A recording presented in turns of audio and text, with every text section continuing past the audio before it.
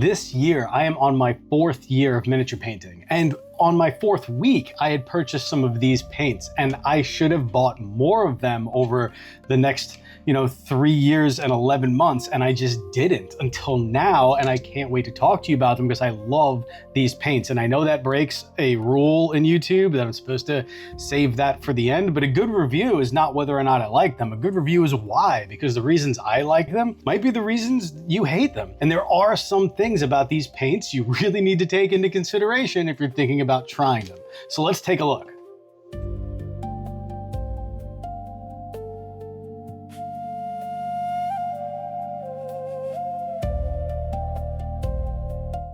Welcome back to Emberforge Lodge, a place where we can get together and talk about all aspects of this hobby, from miniature painting to basing to tools. And today we're going to talk about GreenStuffWorld paints. When I first purchased these, I had no frame of reference on what made a good model paint. I just was buying up kind of what I could find online. So I picked up some Viejo, I picked up some Pro Acryl, and I picked up some GreenStuffWorld. And these paints really surprised me. But like I said, I didn't know enough about this hobby yet to know why or like what was good about them. I just knew that they were really fun to paint with. So let's take a look at these paints and start from the outside in. Let's look at the bottle first, because this is going to be very decisive on whether or not you'll enjoy interacting with these paints. There is the traditional dropper top that you would see on Viejo paints, Army Painter paints. We're all accustomed to that dropper bottle, and it works really well. The only downside to it is sometimes paint will erupt out of it and kind of cake around the outside of the dropper. It doesn't happen all the time, but it does happen. And that brings me to the point that no bottle is perfect. Even the most standard dropper bottles aren't perfect, and I don't think that GreenStuffWorld has really solved any problems with their new dropper top. In fact, I think they've actually created a couple of problems. And although I've spent a decent amount of time working with them now, I'm still not sure whether or not I like them. So let's take a look. I recently reviewed Ionic Paints, and I bashed them for their new top design, having a flip top. The reason for that is it's really large, and the nozzle that you release the paint from is shallow to the top of the cap. So every time you go to apply paint to the wet palette, you run the risk of putting the top of the cap into another paint that's already on your wet palette. When I say run the risk, there's like a 95% chance you're gonna do it at some point. So when I saw that GreenStuffWorld went to the same flip top design, I was right off the bat a little irritated because I know I don't like this design, but the GreenStuffWorld's cap is significantly smaller. I run much less risk putting the top of this cap into the paint than I do with the Ionic paint. So I'll give it a pass. It's actually not too bad. Another feature is that underneath that flip top is not a shallow little nozzle. There's a full dropper underneath that cap. So it's sort of bridging the best of both worlds, where I can do this with one hand now while I hold the model, but I'm also not gonna run the risk of the cap going into another paint, and I still have the precision of a dropper, in theory. Because this cap, and I've never seen this before in any paint line, so if there is one out there that also does it, drop it in the comments. I'd love to know. That nozzle comes completely sealed. It requires you to have a pin or a tack on hand to open up the seal to release the paint. And this is where I have a bit of criticism with this paint. The problem is there's always a little back pressure inside of the bottles. Most of the time, you pick up one of these bottles and you shake it right away. You don't think about it, you just pick it up, you shake it, you go to open it. You've now created a bit of back pressure in there that will erupt out of the top of this nozzle as soon as you put the little pinhole in there. It is going to waste some paint. And for somebody like myself who doesn't like to waste a single cent of paint, it is a little frustrating every time I open this up and I see a decent amount of paint on the inside of this bottle that I'm just never gonna be able to use. It starts feeling like I'm diffusing a bomb almost, where I have to get just the right hand position so that I can angle the needle in just the right way to poke just the right hole. And I know that as soon as I do that, the back pressure is going to force paint back out. So I have to be ready to remove that pin and get this bottle over the wet palette just in case this time the paint erupts a little bit more than last time. It just makes it a little bit frustrating and a little bit harder to deal with. I guess once they're opened, they're not so bad, and they are very precise, and the flip top does make it very easy to apply multiple paints to the palette very quickly. So I think think it's kind of a wash. But I will say, if anything, I can see myself getting used to this and looking forward to using these paints significantly more than I could the ionic paints, which still are bottom of the barrel for me. What I picked up when I decided to take the plunge and get more of the GreenStuffWorld paints are the paints that are in the Mega Set Volume 1. Now, I'm not going to do an unboxing of these paints. In fact, I think I have the box here. So this is what the box looks like. Mega Set Volume 1 comes with 48 paints. Here are the paints. I'll put an image up around here somewhere so you can see what paints come in this box. If anything, I would say the paints in this range are a bit on the cool side.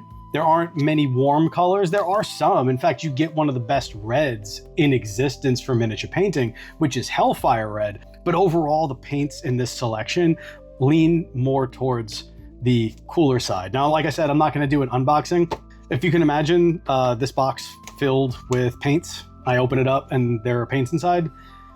That's it. So we're not going to do one, but this is a great starter set for anybody who, if maybe you don't have a large library of paints and you were looking for somewhere to start to get a healthy selection of paints, this is a great starter set for you. But speaking of placing the order for this mega set, there is something we need to talk about because it is an elephant in the room when it comes to talking about GreenStuffWorld paints if you're ordering in the United States. There is such an upcharge on shipping that let's look at placing an order online right now. So let's take a look at the GreenStuffWorld website and let's add one of these 6-pack of paints to our cart. You're gonna notice that shipping on an $18.64 pack of paint is $20. It is more than the price of the paint set, and that brings the total to just under $40, which makes each paint cost about $6.50 per paint.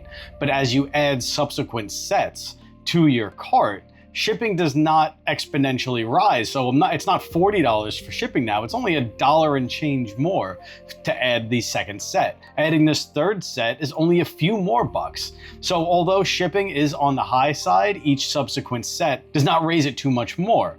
In fact, the gradual increase in shipping cost brings the overall price per paint down, in this case to $4.40 per paint, which is more or less standard in the industry right now.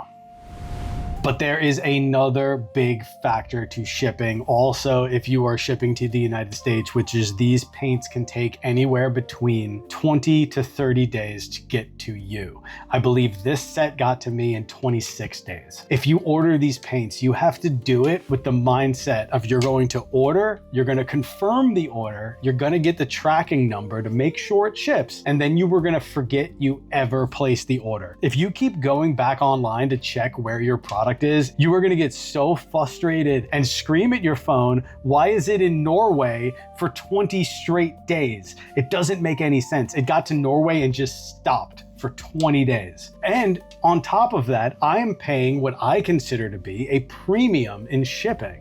And there is no option. There's no free shipping tier. And there is also no expedited option where you can say, get it to me quicker for more money. So you're spending the pre-decided premium on shipping, and you are gonna have to wait upwards of 25 days to receive this product. And it's going to be stuck in Norway. So just place the order, confirm the order, get your tracking number, make sure it ships. That'll all happen probably within 2 days. And then forget you ever placed it and be pleasantly surprised when it arrives 30 days later. Now keep in mind, I ordered these paints. I then started and finished Expedition 33. I listened to 2 full audiobooks while miniature painting. I worked a 40-hour-a-week job, and I almost got stranded in New York during a nor'easter. This all happened in the span of these paints being ordered and delivered to my front door. So a lot happens in 30 days. Just forget you ordered them. One day it'll be on your front steps and you'll be pleasantly surprised that you've got some new awesome paints. When you first put this paint onto the wet palette, the first thing you're going to notice is that it is thin. It is really thin, but it's not necessarily pro acryl thin. I think that's actually a little thinner. It's more viscous than that. But don't be fooled into thinking that thinness equals a lack of coverage. This paint is incredibly pigment dense. There are more dense pigs in this paint than there are at a Spam factory on Pork Island. You can cover almost anything in one coat. If it's a dark color, forget it. It is just one coat. If it's a lighter color, maybe 2, and you are set. So very pigment dense, even though it is on the thin side. And that thinness means you have to be very careful with adding water. You don't want to thin this down too much, and very quickly you can find yourself with almost an overwatered glaze. So you have to be very careful about how much water you're applying to this paint when you're trying to get the right consistency for you. I would actually start with a cleanly washed out brush that I'd run over a paper towel to actually pull some of that moisture out before trying this paint for the first time. And a lot of times you can use this paint right out of the bottle without having to really worry about finding the right consistency, because I would imagine for many painters out there, out of the bottle with this paint is the right consistency for you. And that leads us right into how well this paint mixes. Every time I have mixed two of these paints together, I've gotten the exact color that I expected, no desaturated grays or browns. It is a pleasure to mix this paint and get the right color that I expect every single time.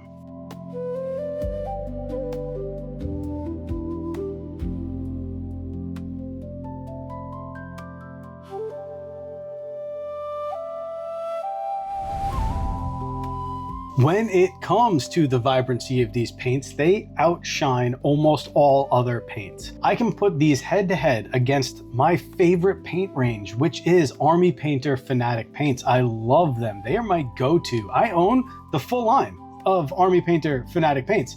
So when I say this, don't think I'm casting any shade on Army Painter. I love them and I still use them all the time. But their brightest colors against GreenStuffWorld's brightest colors, there is no comparison. GreenStuffWorld outshines almost all other paints that I own when it comes to vibrancy and saturation. And I go to them all the time when I want that color to pop and boost past what any other paint that I own can do.